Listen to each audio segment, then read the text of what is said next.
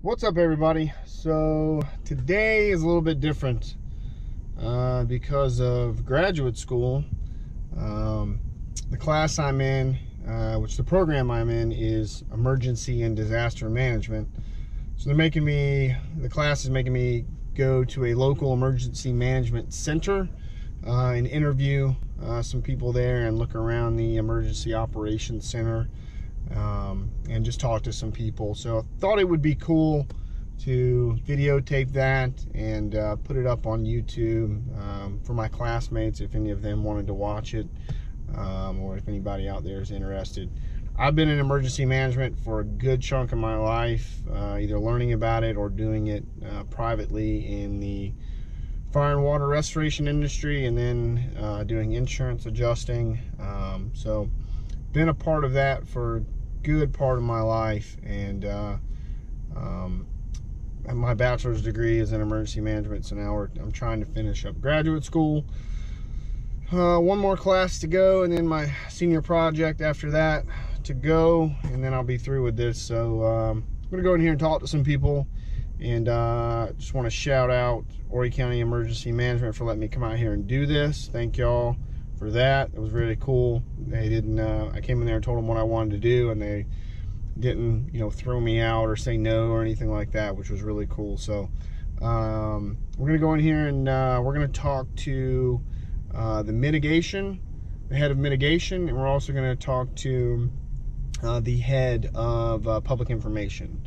So we're gonna go talk to those people and just ask some questions, and we'll see how this goes.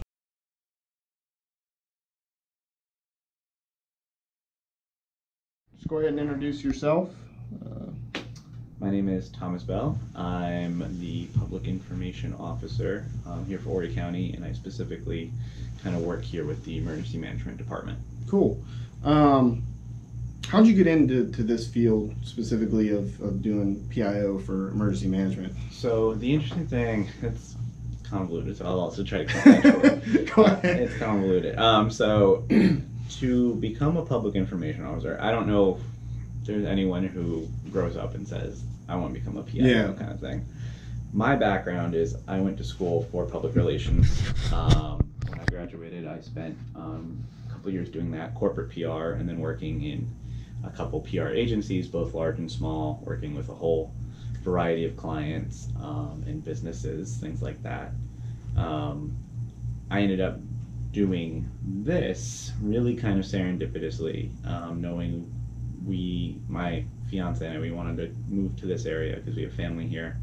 I really got lucky with an opening in the county and was like, I'll apply. A lot of it was some social media experience, media relations, which we do in public relations.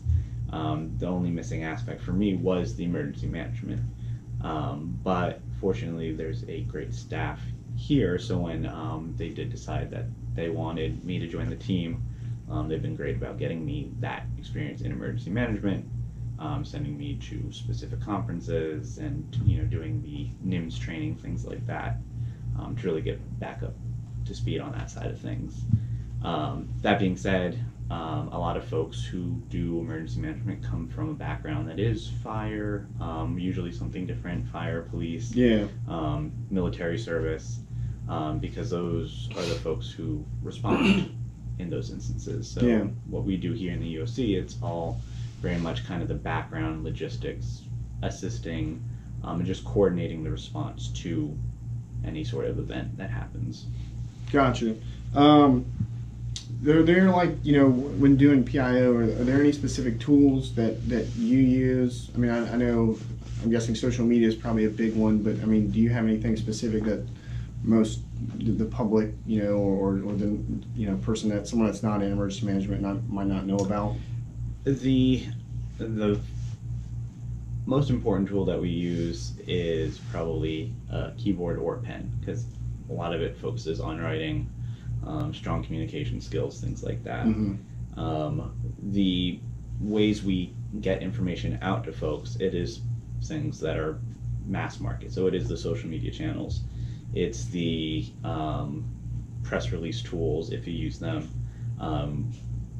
It's really just being able to use the Adobe Creative Suites, InDesign, Photoshop, because you want to be able to create graphical materials that people will be like interested in and actually pay attention, read, share, things like that. Yeah, I see the stuff on Facebook, and I'm like, that looks cool. You know, it's very well done. Exactly. You have to be able to catch the eye, right? Because our job is to make sure we get the correct information out to as quickly as possible, as well as to as many people as possible. And that means that in a county as diverse as Horry, you know, there's different folks where different messages appeal to them. We have a lot of folks who move in from out of state, specifically the Northeast, who maybe have never dealt with a hurricane or wildfire dangers.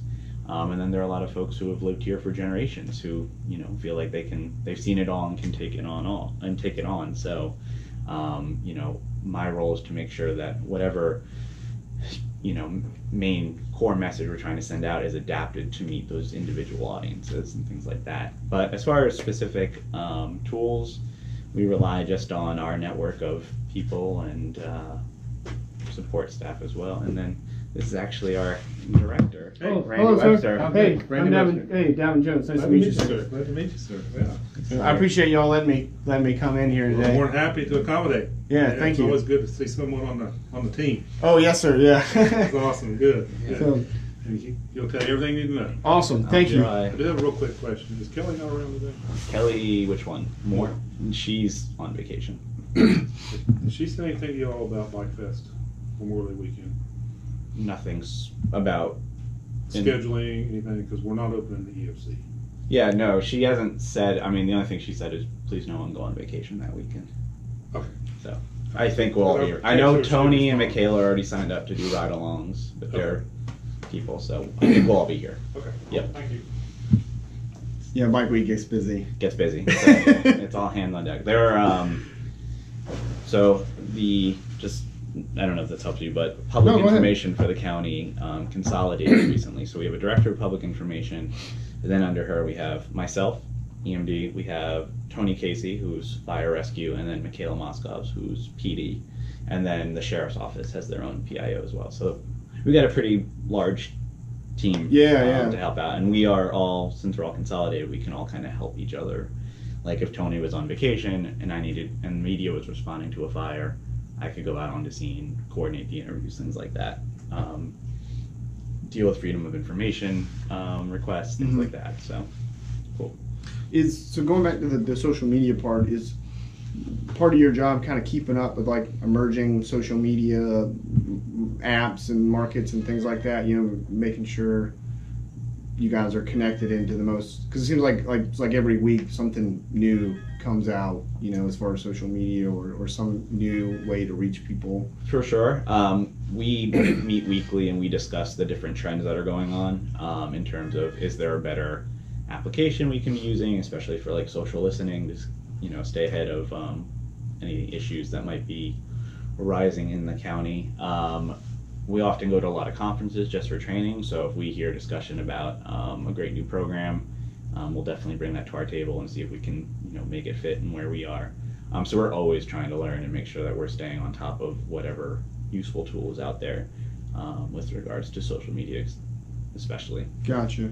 Do y'all have any media partnerships with any like the local media companies here, as far as TV, radio, news, newspaper, print, anything like that? For sure. I think in any market, any PIO, one of their main functions is going to be media relations, just to make sure that there is a coordinated, unified voice that's providing both factual information as well as that information quickly. So we work very closely with our media partners here. Actually, earlier this week on Monday, we hosted a media networking event. So we invited, open invite to all the media, print, radio, the TV stations here, and invited their reporters and assignment editors to come in and just meet different department heads and staff members and just kind of like bounce some story ideas, things like that.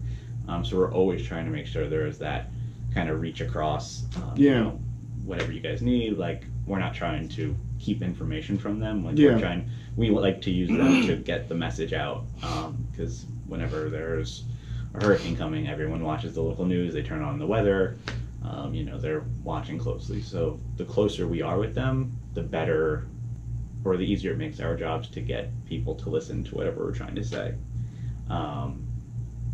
They are 24/7 just like us. We operate 24/7, so they have all of our cell phone numbers, so they call us in the middle of the night or text us and anything like that. So it's not uncommon to see them out and about all the time. I think for the most part, all of us probably hear from at least one media contact a day. I don't hear from them as often just because emergency management, usually it takes a bigger event for them to get interested in what we're doing. But fire rescue, police, they hear from media partners probably every hour or so. Probably, sure, in this county, especially. Going back to what you're saying about getting the message out to people when they get the message, have you found in Horry County, do they listen, or is it a little bit harder here to get people to take action when something is going on or something is coming? I think it depends on what the issue is. If it's something that, a Category 5 hurricane, if it were to, say, have Myrtle Beach as its landfall, most folks are going to listen to that regardless if we're the ones telling them or anyone. It kind of comes with common sense. The harder thing gets to when folks feel like they've dealt with the threat before, so Category 1 storm, maybe a severe thunderstorm, and they're like, oh, it's hit or miss, or oh, it won't be that bad.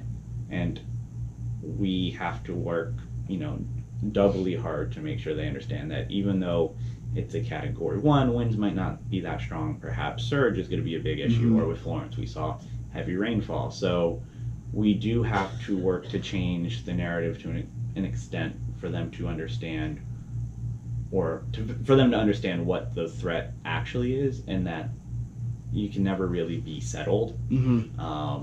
So we push a lot of just preparation, especially like emergency kits. We're like, regardless if you decide not to evacuate for a storm, like please at least be prepared, have your emergency kit, be able to be self-sustaining for 3 to 4 days generally. We push a lot of having the emergency binder, so folks have copies of their identifying materials, their insurance materials, things like that, because that's something a lot of people overlook. It's training them to be like, okay, a storm's coming, you might not be able to get to the farm to sea for, say, a month if infrastructure was damaged. Like, are you able to get your prescriptions? Do you have that? So we really work to make sure that people have a general state of preparedness. So even if they're like, this threat might not affect me, they're ready for it, even if it does, if that makes any sense. Yeah, definitely.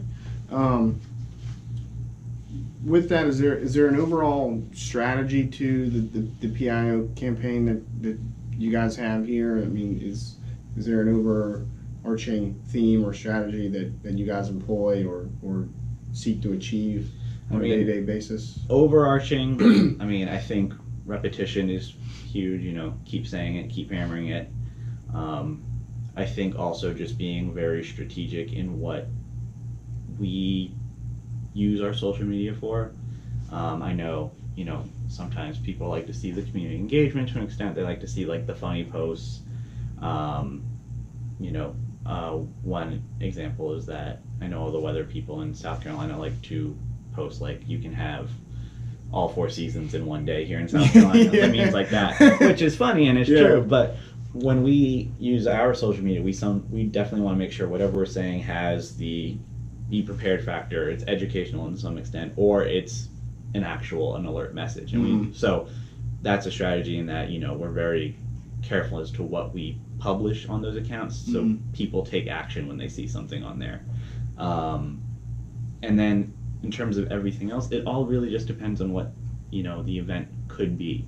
Hurricanes is the big event that everyone in this area clearly knows, so it's a little easier to get people to understand the messaging. We haven't had a severe earthquake here in quite a few years. That could be something that folks, you kind of have to do a bit more education on the upfront as to, these are the effects you might deal with an earthquake.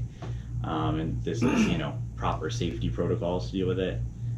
Similar to a wildfire, we just celebrated, or not celebrated, but remembered the 10-year anniversary of the Highway 30, or 31 fire, and we haven't had a big wildfire since, and a lot of new people moved into the area. So you have to kind of explain, like, the Buies Track is the most dangerous wildfire area in South Carolina, which a lot of people might not know. I didn't even know that. They moved to Carolina Forest. Yeah, it has the I didn't even know most dense urban wildlife interface in the state. So, really? Yeah, so a lot of those new subdivisions are built right up against, Soxty Swamp, Waccamaw Wildlife Refuge, things in the area, and there's a lot of underbrush, so a lot of growth, and that's a lot of fuel for fires. So when we do put out those, the county issues the burning bans, we try to make sure people really understand, like, there's a reason we're telling you please do not burn something, because there is that risk for severe wildfire. So yeah, and get out of hand. So some of the strategy is just making sure that we're very educational in the forefront. So we'll generally design our topics and messaging around specific seasons and which things are higher. So right now, in the spring, it's severe thunderstorms, spring flooding, and wildfires generally is what we would focus on. Now that we're 30 days to the official start of hurricane season, we're going to switch a lot more to being hurricane prepared, things like that. If rain hasn't, if it's a dry summer, we'll start maybe focusing on drought messaging, things like that. So really just trying to figure out what the trend for what we might be dealing with, and we'll adjust it for that. Okay. With that, so talking about different strategies during different seasons, do you have different processes or strategies during the different phases of emergency management? When you get into response or recovery and then get back into the mitigation preparedness, are there different things that you focus on in those phases? For sure. So on a day like today, when there's no significant event happening or we think is going to happen, it's a lot of just education, general preparedness messaging, things like that. When we get to the point where the OPCON level changes and we're going to activate the EOC, suddenly the roles, everyone in the emergency management, their kind of role switches to activation mode, where Jason over here will oversee kind of operations, ESFs, and then Wanda will be dealing with kind of logistics, ESF. So we're coordinating. I start when we open or activate the EOC, we do have a emergency phone line in the phone bank, so people call. So I'll start focusing a lot on what are people calling about, what do they need to know about. I'll coordinate with the media when they get here, because they know to send their folks here, because we have the Joint Information Center. So our roles do change drastically during the activation, and then after, what happens is we need to just kind of get out the pertinent information. Maybe it's about, if folks need assistance, here's who you need to connect. If we need to do any sort of press conferences about reopenings, it becomes a lot of coordination around the county when there is an event, both during and then after. Beforehand, we're still coordinating, but everyone's still very much operating just on their specific roles. So we focus on emergency management always, so we're designing plans, things like that. But fire rescue is not worried about responding to a hurricane really when there's no hurricane to respond to. So everyone kind of gears up and switches. So there is definitely a change in what we communicate and how we communicate. So I might post on Facebook twice a week during an activation. I might try to post every 3 hours on Facebook, just giving an update, do some Facebook Lives, things like that. So, and then of course the media alerts are going out, keeping everyone as, up to date as possible. And with that, there's not always information to share, right? Like, maybe nothing happens when the hurricane hits. There's really nothing to put out. Nothing's happening because you're waiting for it to kind of subside before you can go out and see things. So part of my role is figuring out what is the appropriate kind of filler content, like what are the appropriate messages for, because you just don't want to say to people, no update, right? So it's just trying to put in like what is useful for folks to know, even if we don't have anything to really share with them at that point. So. The Joint Information Center is, explain that a little bit more. I mean, do you guys bring in like fire, police, like everybody that you were talking about, and they all coordinate in that particular center for disseminating information and all of that? Exactly. So every EOC should have a Joint Information Center, and it's basically kind of an offshoot of the Emergency Operations Center. So where the folks in the EOC are dealing with, getting updates out in the field, road closures, things like that, they'll share that information with us, and we'll figure out, what agencies need to know about it. So I'm the PIO for emergency management. I catch wind, or maybe we get a call from NOAA saying, hey, a buoy registered a wave at 30 feet. What? Okay, surge is coming, kind of thing. I'll make sure that every other communicator, public information officer is aware of that information, and then collectively we'll kind of create the message that say, this is the media alert we're going to put out. This is the focus of maybe the folks east of Kings Highway, the folks we need to really make sure are aware, hey, the surge is coming, kind of thing. So it is just a great place for information to be shared, as well as a collective mind in how to get the message out and as broadly as possible. Gotcha. With getting information out, one of the things, because I actually had a crisis communications class in my last class, so I was actually really excited to talk to you. Because I just got through going through a whole class about all of that. Part of that, part of that class was looking at some of the demographics here locally in Horry County. And one thing I noticed was that Horry County has, above the national average, a higher population of people who live in rural areas. I think it's around 30%. And then the average age here is quite a bit above the, or not really quite a bit, but it is above the national average for age. I think the median age is around 45 or 46 years. So we have Horry County has a larger, or a bit larger rural population and a bit larger older population. Is reaching those people, because recent polling indicates that more rural populations and more older populations tend to rely on more traditional forms of media. A lot of them don't have, the percentage is a lot lower for the younger people to have social media or have access to internet or things like that. So is that a challenge dealing with the rural populations in the rural areas, or some of the older populations here, getting information out to them if they don't have internet or social media or things like that? Is that a problem? I wouldn't say it's so much of a problem, but it's definitely, to your point, challenging, because to your point, not everyone's going to have a Facebook profile. Not everyone's going to be able to get on Twitter or maybe have reliable internet access, things like that. So knowing that, that's why we do have this public education kind of function within emergency management. So that's where I'll go to community day events out in Longs or out in Aner, and just be there with still physical materials explaining to folks, here are the risks, or here's what to expect in these sort of events. So at least we know they have the information. We will very rarely turn down the opportunity to go speak to a group. HOAs, schools, church groups, really anything you can think of, we'll go and chat with folks and bring as much materials or pertinent materials to what they want to hear about, to get that word out. So we do try to make sure there is a lot of face-to-face interaction, visibility as well, so folks know, hey, we're not just relying on social media to chat with you all. We're coming to you. If you have an issue, come to us before things are bad, so we can be okay, yeah, let's talk about your risks. Let's talk about how you would, respond to something, and how you could potentially recover from that event if you needed to.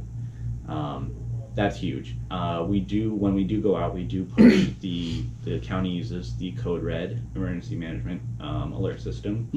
That is an optional system. So folks have to opt in.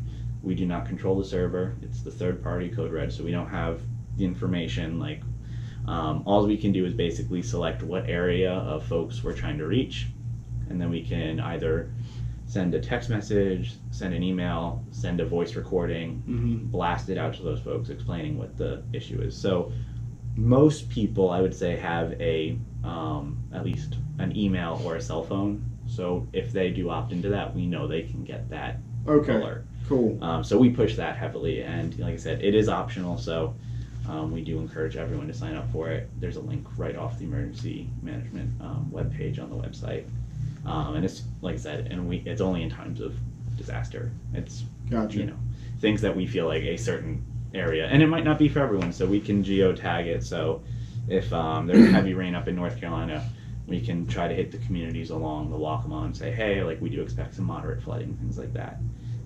Or a good example is 2 weeks ago we had that severe weather front. North Myrtle Beach longs, they ended up getting a Doppler indicated tornado, so the tornado warning went out just for that area, where everyone else knew they were in a tornado watch, but only those folks got the SMS saying, hey, tornado warning. So Gotcha. that's just one tool that we use to try to make sure we're not just focused on the digital residents in a sense.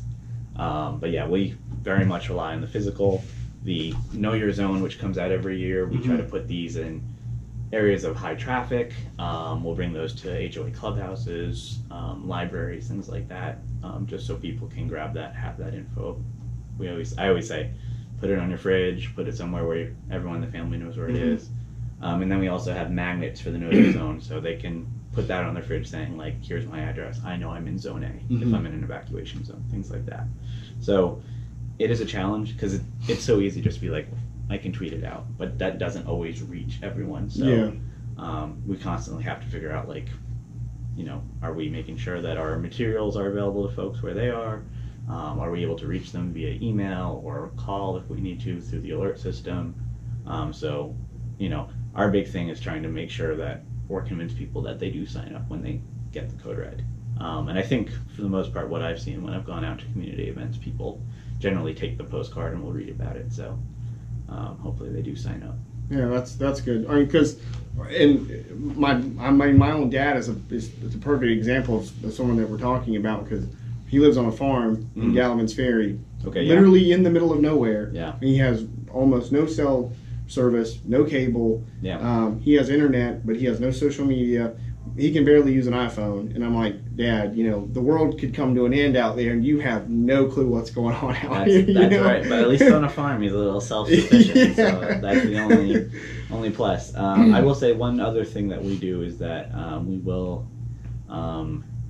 hand out the NOAA weather radios to organizations that might not have it. So if we go and speak at assisted living homes, things like that, like we'll ask, like, do you guys have a NOAA weather radio? And if they say no, like, we're happy to provide one for them. Just those little things, because at least if that's always on and tuned to the channel, they'll know about any alerts. At least, and if it's in a centralized location, then the staff know, like, oh, okay, like, let's get everyone or prep them for whatever it might be. So gotcha.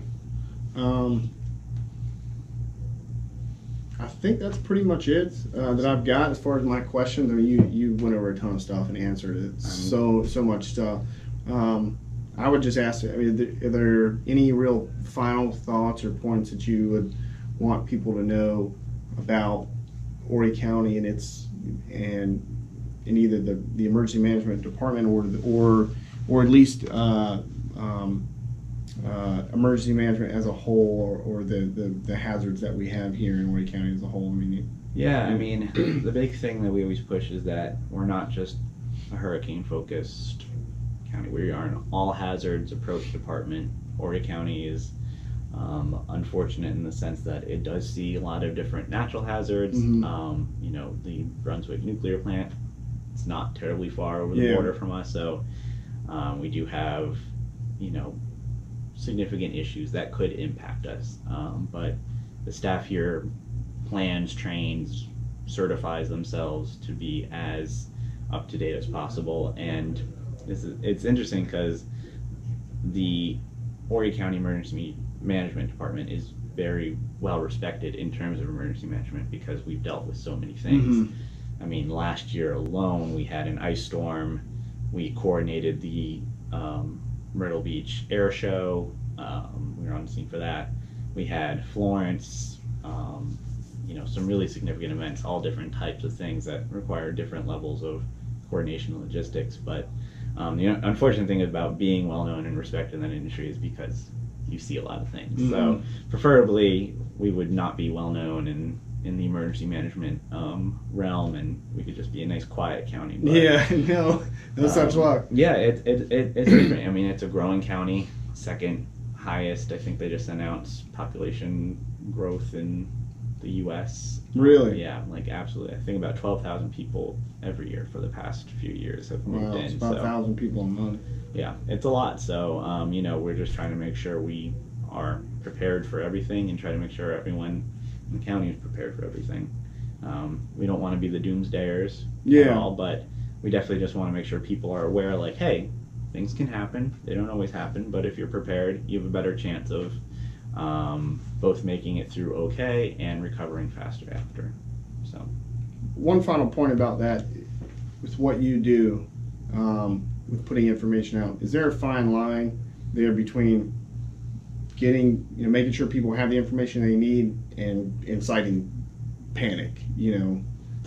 Absolutely. So the last thing we want to do is, in a crisis, incite panic. As I would say, I don't ever try to be alarmist. Yeah. I think the tone is serious. Mm-hmm. You know, try to make sure people understand, like, hey, we have a legitimate situation, like, you know, remain calm, like, we are aware of it, we're prepared for it, but we need all the residents to also be prepared and, you know, kind of do their share, because the more, if there's, let's say the governor office issues an evacuation, we prefer you listening to that. Yeah. And, evacuate. I mean, if you stay behind, you have to understand there are risks associated with that, both for yourself and then the first responders who might have to come help you if there is a situation where you are. So we never want to incite panic. That's a very bad word, panic. But we take what we do very seriously, especially when we need to. And we always just want to make sure people understand that we are here. We have an emergency management department for a reason. You know, we have the EOC for a reason, and we'll activate it as needed.